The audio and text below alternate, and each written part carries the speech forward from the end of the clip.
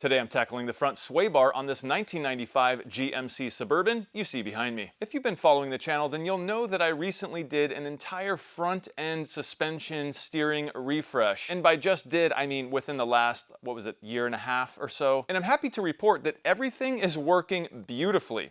This thing steers and feels absolutely tight and fantastic, probably just as good as it felt on day one of its life. But there was something that I kind of overlooked. I mean, I saw it, but I just didn't really feel like doing it. And that thing is, well, this sway bar right here. Specifically, the sway bar bushings and the sway bar end links. And look at the bushings on those end links. Those things are crispy, crusty, and cracked. I did just pick up some replacement bushings and end links, and I went with original equipment, AC Delco. And here's that end link kit. You can see it comes with the bolts, of course, all the bushings, all the washers, everything you need to get the job done. And here's the two sway bar bushings.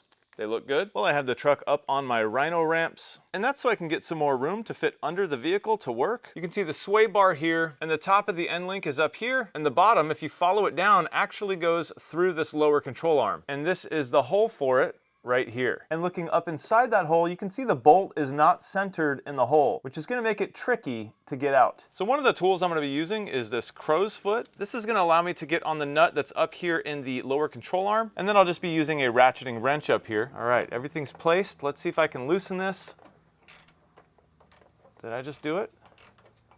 Yep, I think so. Well, I was able to get this lower side off, and just look at that bushing. This is why I'm swapping these out. And here's the end link bolt on the top. That's a long one. Got that. Then of course we saw this sleeve just sitting here. And there we have it, our sway bar with no link installed. Now real quick, I thought I'd show you the difference between the original sway bar end link that was installed on my truck since 1995 and the brand new one I'm going to be installing. You can see they both have practically the same exact design, but the one big difference here are the bushings.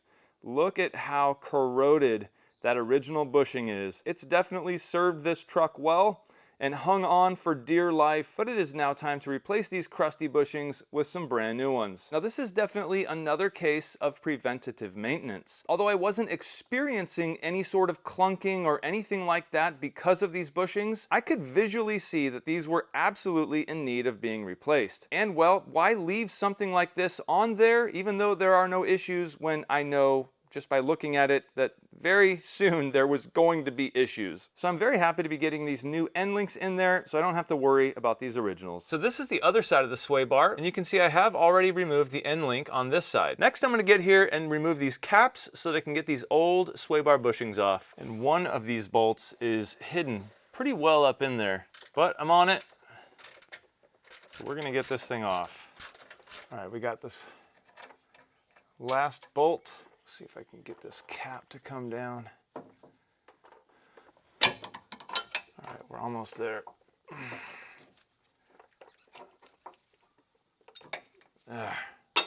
There we go. And if we could just slide this bushing out. There we go.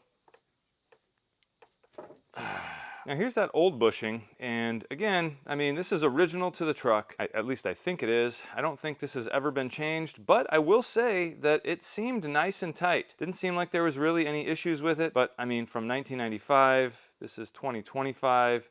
I mean, it is about time to get these things replaced. And now there's the old and new ones side by side. A little bit different design. Hopefully there's no issue there. They both have this tab on the bottom, but they are a bit different in design. So let's try them out. Well, there's the bushing. The inner diameter is definitely sized right. So it fits in here nice and tight.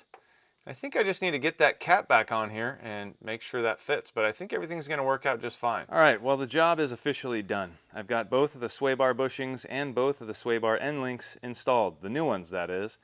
Here's the two sway bar end links, the original ones that I just pulled out. And you can see they are in very rough condition. Both sides had completely corroded, cracking, dry rotted bushings. This one only had one bushing left on the bottom. The other one was completely disintegrated. So again, in the name of preventative maintenance, although I wasn't experiencing any weird sounds or anything like that, when I first noticed the condition of these bushings, which was a while ago, I knew I had to get these replaced. Unfortunately, it took me a long time to get it done, but I'm glad to report that today they're done. Now the sway bar bushings themselves, they actually don't look too bad. They're not dry rotted. They still seemed to be tight, but being that I had brand new ones, I figured I might as well replace them since I was already doing the end links. Whoa, hold on. I bet you guys want to see the before and the after of these end links. I know I do. Well, we're in luck because before I removed the factory end links, I strapped a camera and a light under there and drove around for a few seconds so we could kind of see those things moving around, the bushing, the sway bar bushings, all that. And now I've done it again. I've completed the job and I strapped a camera under the truck. So let's drive it around again so we can get a before and an after. All right, here we go. We should be having a pretty good view of those end links working as well as the bushing. I am curious about just those two big fat sway bar bushings themselves because, you know, they're a little bit different. What if they're not the right ones? Entirely possible. So we are doing about 10 miles an hour right now. I'm off-road, I'm not on the road. So here's some pretty big bumps right here.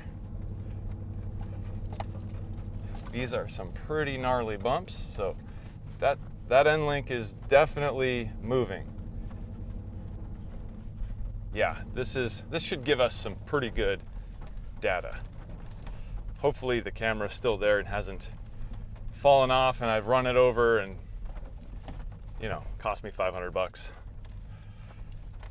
Whatever it takes to get the shot.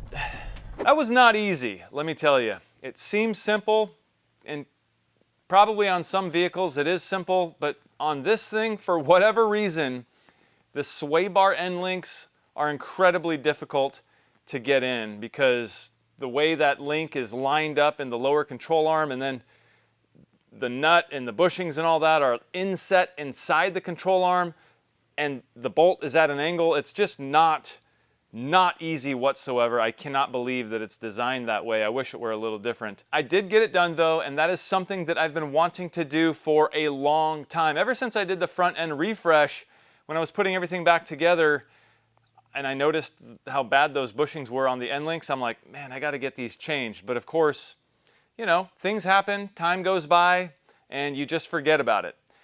But I'm trying to tie up all the loose ends. I'm trying to take care of all the little things that are nagging me in the back of my mind, just so I can let that weight go. Even though they're little things, over time those little things bear a lot more weight because you know they still have to be done.